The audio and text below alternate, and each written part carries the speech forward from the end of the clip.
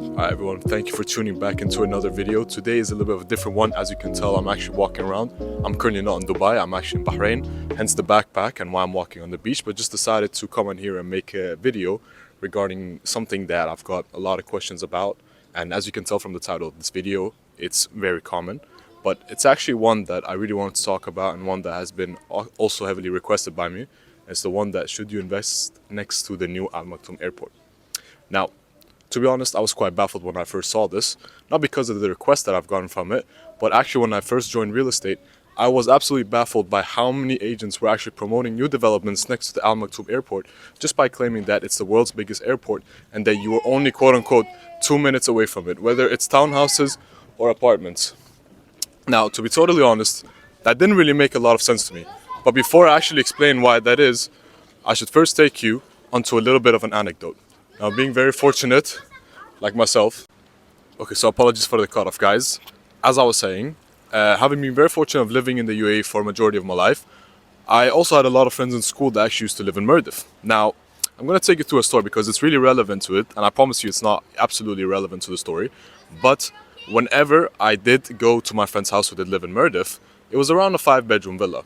And, one thing that we noticed heavily upon being kids and, going there for barbecue, etc., is that there were planes coming over his house 24/7 from the DXB airport. And I asked him the question. I said, well, why are you living in this place if all you guys hear is airports, the airport noise, the airplanes, etc.? Why would you decide to live in a place like this and a villa like this? And the answer he gave me is because the rent is cheap. Now, I want you to take, what I've just said and take it into consideration as to how it correlates with the video today. Because think about it. All real estate is down to is demand and supply, right? You can talk about many other factors, but in reality, it all comes down to demand and supply. So, if you have airplanes above you 24/7, you're not going to get a lot of sleep. If you're not going to get a lot of sleep, you're not going to, be able to function properly, right? And also, I can guarantee you, 99% of people wouldn't want to live next to the airport with all that amount of noise 24/7.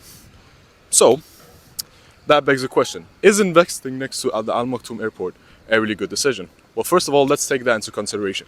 If you have a bunch of townhouses and villas next to the new Al Maktoum airport, number one, with that, which I already mentioned, airplanes flying above you 24/7, and considering that it is actually going to be the world's biggest airport, you're only going to have a lot more traffic. And a lot more traffic means a lot more noise. A lot more noise means a lot less demand for units.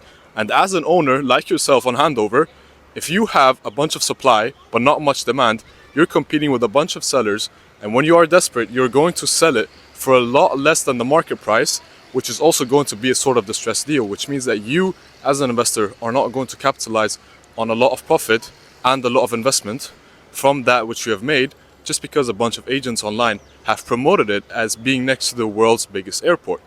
Yet again, I'm going to mention another factor, and that's the fact that most people actually do not want to live next to the world's biggest airport. They'd much rather live next to their work, next to their kids' school, and closer to a bunch of malls, for example. Now, if you're just going to live, in an apartment, townhouse, villa, etc., and the only selling point is that you're next to the world's biggest airport, chances are you're not going to go to that airport every single day. You would much rather want to go to your work, which may be in the IFC, downtown, etc., or even other areas.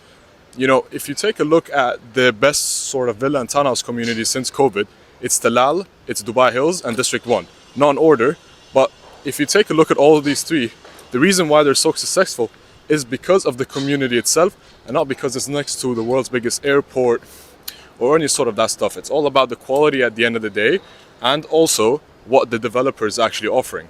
So with that being in mind as well, if an agent is just promoting something next to the world's biggest airport because it is quote-unquote the world's biggest airport and all of these flashy things online, it also should tell you as an investor that you shouldn't trust absolutely everything that you see on social media, because Dubai has a little bit of an issue now, and that's the fact that it's just promoting a lot of quote-unquote bling, a lot of flashiness, etc. So it's very easy for a lot of investors to fall into this trap.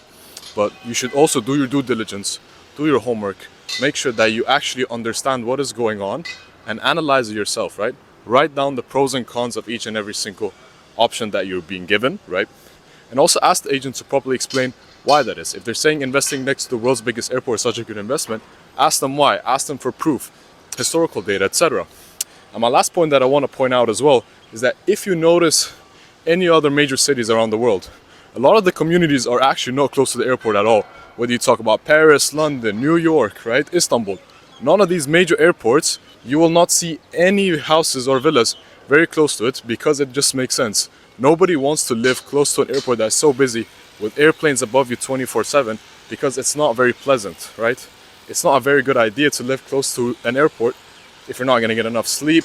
And to be honest, you're probably not going to go to the airport that much. You'll probably only go 3 to 5 times a year, so it wouldn't even make sense like that. And the last objection that I'm going to talk about is most people say, well, what about Emirates crew? First of all, Emirates crew right now are located in Silicon Oasis with their accommodation, which is also around 20 to 25 minutes. And there hasn't been any confirmation about Emirates actually having their accommodation right next to the new Al Maktoum airport when it's going to open up. And even that, if that is the case, you know, Emirates crew only a handful. We're talking about major developments that are happening with villas and townhouses, and let's be honest, they're probably not going to put them in villas and townhouses. Now, I know this video was a little bit short, actually very short for that matter. I'm not in front of a presentation or on a screen of any sort. Just decided to make this sort of an organic video, and not one that I really brought a lot of numbers, but just one that kind of made a lot of sense for a lot of you guys. I hope you did find this video a little bit useful. And just before I end this video as well, please guys, if you are an investor, do your homework, contact someone that you know that is reliable as well, right? And if you do have any questions yourselves, then you can just contact me on my WhatsApp, it's down below. And if you are looking or curious about the specific developments, which I am also talking about, I'm not going to mention them in this video, but if you are a little bit curious, you can definitely ask me. I'll be more than happy to let you know. And without further ado guys, thank you so much for watching this video, and I hope to catch you in the next one.